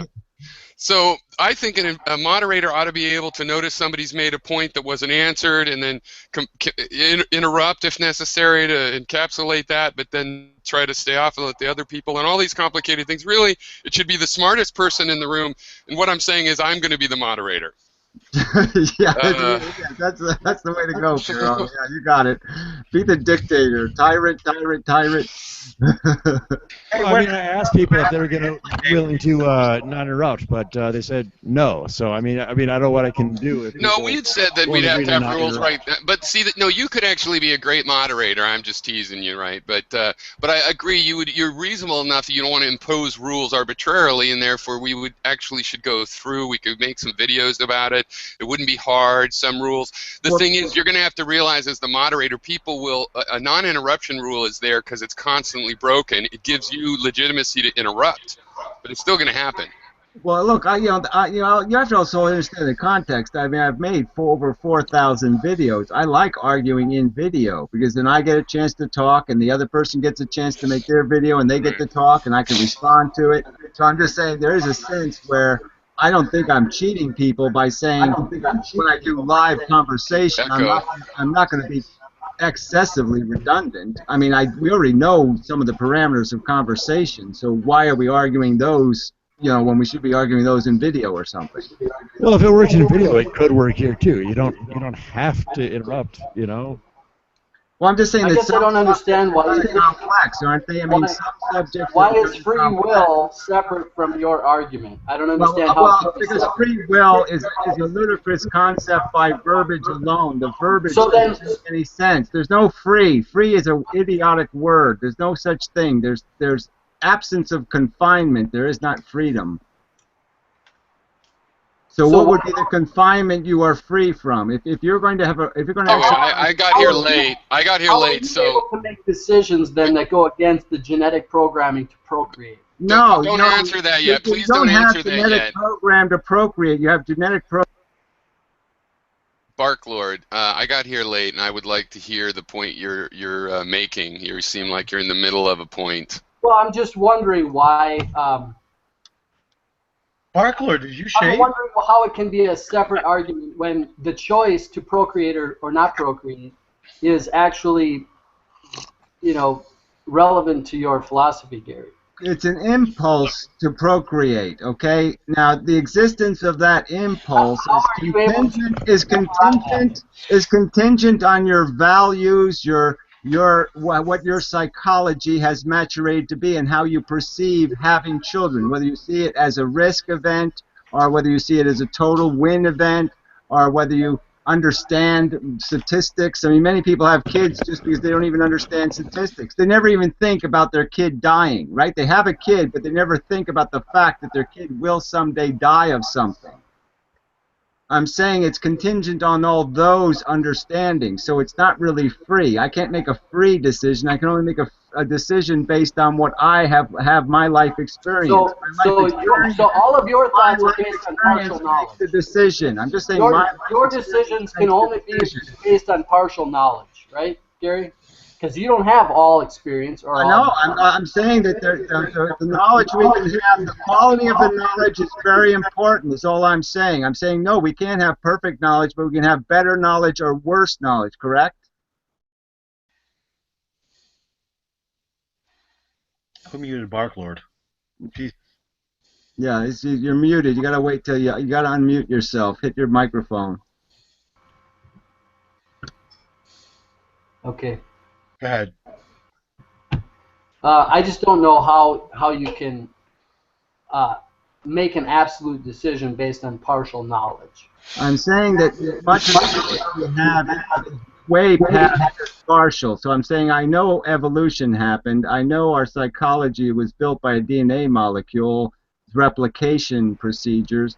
I know a lot of these facts about our general life and how life works, and I'm saying that I do know an awful lot. To say I have partial knowledge, I think is to insult how much we have learned in the last 10,000 years. We have picked at every single thing on this planet, and we have probed it, and we're getting awful close to knowing an awful lot. We have so much of it under our belt. But you still can't predict from one day to the next what kind of daily events are going to happen. Very well. And that's not what you're predicting. You're just predicting probabilities. You know statistically that certain things will happen. It will rain. It will rain. It will do this. It will do that. We know that the winter will come. We know these things happen. So there are reliable, predictable tendencies. And I'm just saying we can predict that for every 10 happy children, there'll be one blighted by many, many horrors. We don't have to have absolutes, okay? You guys are all looking for absolutes, but you can have a preponderance of evidence leaning towards one direction, and you can make a somewhat reasonable conclusion about an outcome. So I don't understand based on your values. Well, that's exactly right. Based on your values, that's right. I will never subject somebody to the risk of horror and torture. I would never subject them to that. I mean, everybody wants to see... I would never want to create a problem I couldn't solve. I would never want to create a problem I couldn't solve. I don't want to do something that's permanent. I don't want to cut somebody's legs off. I don't want to poke somebody's eyes out. I don't want to do anything dramatically harmful to anything on this planet ever if I can avoid it. Just let it go. So Barklord, I mean, I think one thing in terms of free will, it seems to me you're talking about there isn't actually a choice. Well, I'm just wondering if that. So if there isn't a choice, what is anti-natalism when there isn't really a choice? And the way I see playing devil's advocate is I believe in willpower, right? But if you, from the point of view of some sort of a compatibilist, it's kind of like this. It's like that person doesn't have a choice. They're the subject of influences. But as an anti-natalist activist, you become one of those influences. So there's this weird kind of situation when you don't believe in willpower, where you have more power over other people than you have over yourself. Knowledge creates decisions, and I'm just saying that we've seen in human history that we don't keep slaves anymore on purpose, overtly. American society has outlawed dog fights and bullfights and cockfights, and they did it for a progressive, logical reason. So their will is educatable. It is advanceable. It does get better with knowledge. So I'm saying the will is not some sort of evolutionary product. It's a product of a lot of evolution. Not only the evolution of our biology, but the evolution of our knowledge base. And as we become more knowledgeable, you become more sensitive and more capable of understanding that you need to prevent war and that you need to prevent poverty. And you might start these problems more capable of coping with the negative side of life. You understand how to cope with the negative side of life and actually make it more positive, right? Again, but that's psychology. I do not. But why do you not choose psychology? I don't want to play the silly game, Bark Lord. I don't want you to tell me I have to play the game. I think it's a dumb game. Why should I play it? Well, then, but the thing is, though, quit the game. Yeah, quitting doesn't prevent. Quitting doesn't prevent. The thing is, you just said you have to prevent these things, these bad situations, but it seems to me with anti-natalism or ephilism, you're trying to take a shortcut where you don't actually have to work on inequity in Africa because there's this shortcut. That can never happen, this shortcut. I've proven with the Martian example is the disease is your delusion of purpose. That's the only problem. It's a shortcut. That's the only problem, and once we get rid of your delusion, there is no problem. Right, well, the problem, though, is that isn't an actual shortcut solution because you're never going to get rid of sentient life. What's the problem? Well, you're wrong. You are going to get rid of it. Nope.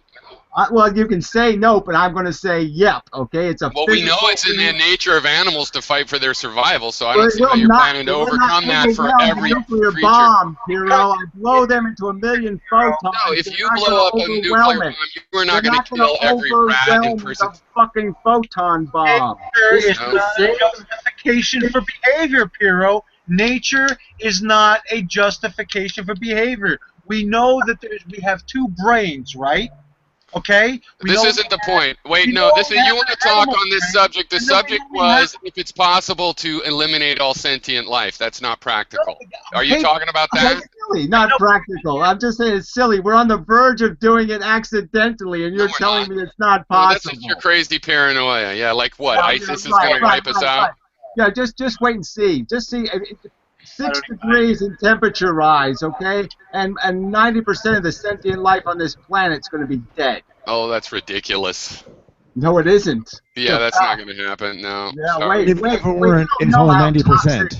You don't even know how toxic this planet's going to get, okay? When the corpses don't rot, okay? They don't turn back into fertilizer. All the whole biosphere breaks down. This is going to be a cesspool. Why would that happen? A cesspool, because there's going to be methane in the damn. When the methane under the tundra is released, okay, when you have a 6-degree increase, there is so much methane frozen under Antarctica, okay, it will suffocate this planet. The greenhouse gases will be expanded, whatever, 10 times, 20 times, and for 100 years, this planet will be a cesspool. Well, there's life in cesspools, for the analogy. He said sentient life. Sentient life doesn't do very well in cesspools. Well, sentient life will evolve from the non-sentient life. You say so. No evidence of that. It happened only one time on planet Earth. Only one neuron ever happened on planet Earth. We're all related to one organism that made the first neuron. Where is the other neuron organisms? Nowhere. No evidence that neurons happen easily. No evidence that it's an automatic process in evolution. No other neuron on planet Earth. Just that it can happen. It can happen. Well, yeah, I think all neurons will be wiped out. With realistic probabilities. He said it will happen. I'm saying no evidence that it will happen.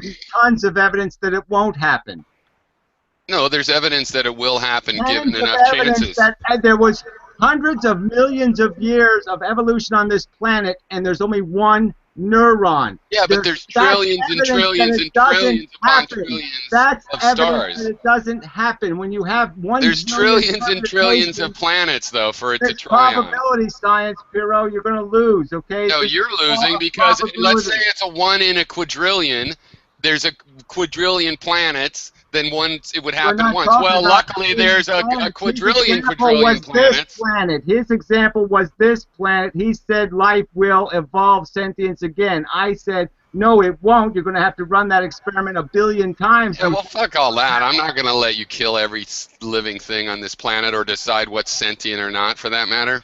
I don't care what you're going to let me do. Yeah, you do. You You're talking about blowing up everything on the planet, Gary.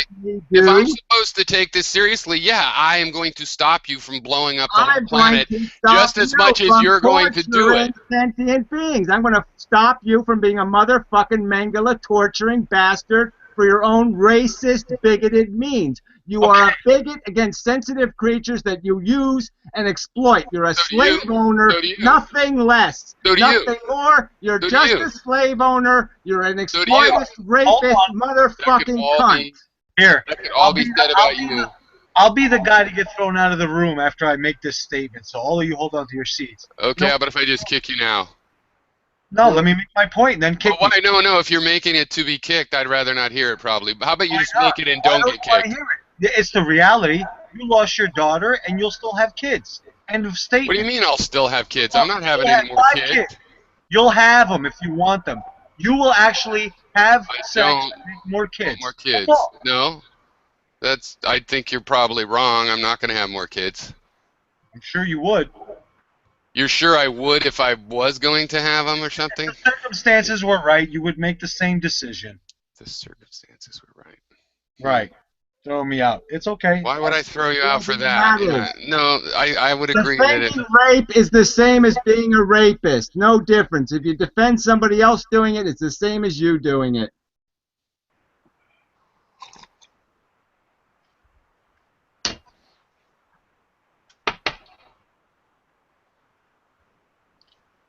So, Gary, how do you feel about Christian texts like the Philokalia? Uh-oh. I mean, you seem very in line with hardcore ascetic religious people. Well, you can compare me to anything. You can say I look like Fred. Well, it's not that you look like them. Scariest show on earth. I mean, I'm just saying. Obviously, I'm not. Advocate lifestyles that are very in line. Any kind of God. So I'm not too interested. Doesn't matter. Doesn't matter. What is? I'm not familiar with that, Barklord. What is that? Well, it's just extreme asceticism. Because human life is not really. None of the passions are worth pursuing at all. It's an outgrowth of probably a lot of old They're Greek. fine. I'm not against pursuing them. I'm against perpetuating them. I'm saying that there's no there's no justice or decency in perpetuating a bad experiment. This is a bad experiment. To win this game, you have to kick things in the nuts. You have to whack things. You have to create a lot of pain and suffering to win. It's a bad game. We shouldn't subsidize it. We shouldn't support it. It's a dog fight. We should end dog fighting. It's not all dog fights, though. Sometimes it's agility. Sometimes it's dog agility.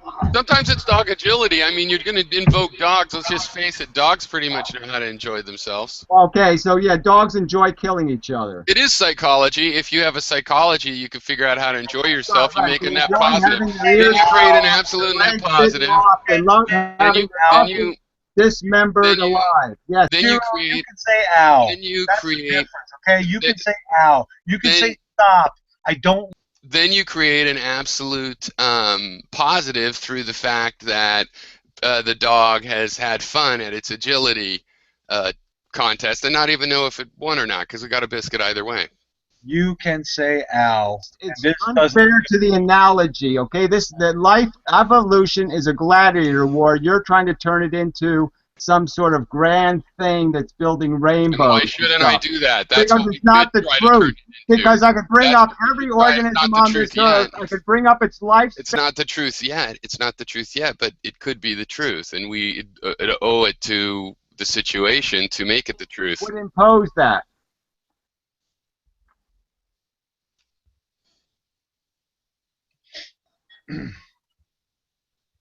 Life is a stupid invention, and you're just going to sit there. There's plenty of good things to do in it. So you would create life on Mars. You really would, you sadistic son of a bitch. You would initiate life on Mars, wouldn't you, you bastard? I'm totally I'm for the Mars colony. Yep. Yeah. So I mean, you're just totally for the Mars colony. 100%. You're a sick, sadistic motherfucker. Why? There's nothing to harm there on that planet. No, you're not, Piero. At least when you put people on it, there will be. But they're happy to be there. I'm giving them a pleasure, a material pleasure. I said life. Happiness. I didn't say just a human colony. I'm talking about life. Would you? Well, it'll probably stick along with us. Life on Mars. Would you exploit those animals? Would you put cows on just Mars? Random cows on Mars. To be slaughtered to make hamburgers, to make Martian hamburgers. Would you put cows on Mars so they could be slaughtered to make Martian hamburgers? No, I think the Mars colony is going to have to go vegan. It's not enough. It's wasteful to eat meat. Well, okay, then why is it okay for crocodiles to eat little animals on this planet? Why is it okay to grind them up every day on this planet, and it's not okay to grind them up on Mars? Why not? It's not okay necessarily. It happens already. You just said it's okay. You're saying it's worth it. I didn't say I would propagate that system. It's the same system, Piero. Newsflash. I know, and I would preserve that system here on Earth because it's already here. Preserve it for no other reason than because there's a delusion in your head, a thought in your head. You're projecting against killing things. Yeah, I'm against murder. Life has to exist, and it's just totally. I have a bias against murder.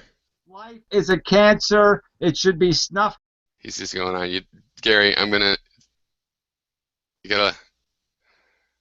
I think there can be good things in life. That's not the question. That is. That makes it worth trying. That makes it worth trying. That's all it takes. Okay. How many people get cancer for your pleasure? None. I don't get any pleasure out of the cancer.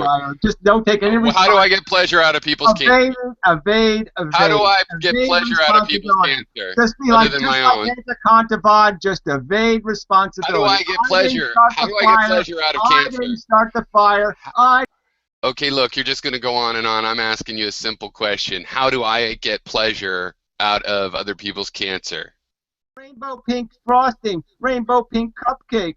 You're not listening, Gary. How do I supposedly get pleasure out of people's cancer? Little bunny rabbit. Porridge. You're a retard chasing a pink balloon. I'm muting you and asking you to ask my question. Answer it, rather. Tiptoe through the broken bones and ignore the pain and horror you impose. Just be a silly, deluded fucktard who believes in magic, phantasmagorical fucking unicorns. Gary, how do I would like a planet with no cancer in it, and I will work to cure cancer. I would like. Am I going to lose? No. You know, so do I lose pleasure? If I get rid of all the cancer, I won't be able to have pleasure anymore? No. There is no link between cancer. Cancer is one of the things that's getting in the way of my pleasure, obviously. Your pleasure. It's always about your pleasure. Yeah, and your pleasure and everybody's pleasure. Cancer's getting in the way of it. Yeah, everybody's getting in the way of it. You think it's about your suffering. Hero will tell you what to feel and how you feel. He will tell you how great it is. This is what I'm saying. You say it's about a feeling as long as the feeling is bad, but if it's about positive, you try to mock feelings. Well, you're the one that made it about feelings. You made it about feelings, right? So you say that cancer. You say cancer somehow is necessary for the way I want to live. I don't think so. No, it isn't necessary. Was necessary. You did say that. Pain is necessary. You're not going to create any positive system without creating a negative one first. That's right. You're going to have to create the negative psychology. You're going to have to create the desire. You have to create the hunger before you're going to create the gratification, and that's a fact. You did say that it needed cancer, and you mocked me and insulted me for it. Oh, now you didn't even say it. You just spent 20 minutes babbling on about it. Prove it. Oh my God! Prove that I don't even want to bother proving. You just said what you said for 10 I minutes. did not say there was any necessity that cancer would exist. There's a necessity that we die, and there's a necessity as a practical matter that it's a system of gladiator war. The victories will be very, very expensive. Millions will be killed. It's always going to be that way. That's the nature of the evolutionary system, and it's the nature of our psychology. It's negative psychology, not positive psychology. We are born negative, and we chase trying to gratify a bunch of disgustingly arrogant and obnoxious selfish impulses. We're just selfish flatworms, and you want to justify a flatworm life.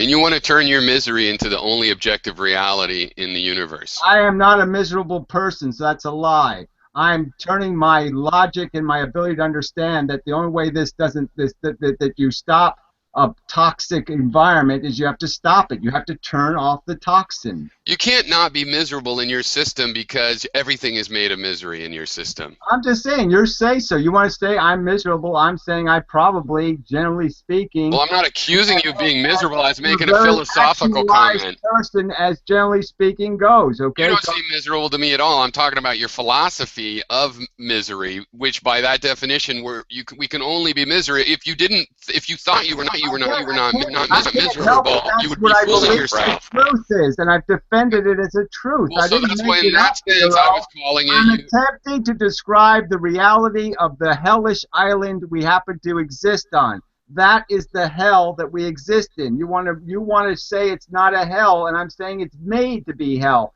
It's made by hell, for hell, to be hell. It's a dumb, ignorant system that created a disgusting gladiator war, and that's all it is. It's 50% heaven and 50% hell. No, come on.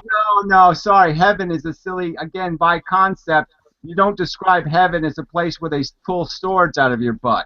Okay? That's not how you describe heaven. But I disagree with that. I believe the positive feelings are positive just like the negative feelings are negative. I fundamentally disagree. I don't think there's any evidence. Well, we've identified the disagreement. And earlier in this very conversation, you admitted that most gratifications, most pleasures are the removal of a negative. So no, I said deviant cases of where you harm yourself is actually the removal of of something you feel emotionally, psychologically is a worse burden for you. All right, so you really think that most of the things we chase psychologically... Well, I agree. Actually, this is what I was saying. For a positive reason. I agree with you about the mathematics of negative feelings and that there's a real value to it, whether we want to call it objective or absolute is this kind of terminology. I believe there's a real value to it. I just think you're ignoring that there's also a real value to the positive ones. I just have a completely different narrative. My narrative is that you're born at the bottom of a pit of quicksand, okay, and you basically spend the rest of your life trying to get to the surface to get a peaceful moment of peaceful air. And yes, through the process of getting closer and closer to the surface, it feels good because you can get some sunlight and you're starting to feel a little bit alive and you're starting to sense that you're getting close, and these are all satisfying feelings. But the truth is, you're in quicksand, you're gasping for the surface, and when you finally get there, you're going to get cancer and die. I think that's only true for humans because we have been run by slave owners for 5,000 years. I saw a cat chased up a tree the other day, and it bugged me all day because I could feel the terror in that cat. I could feel its terror.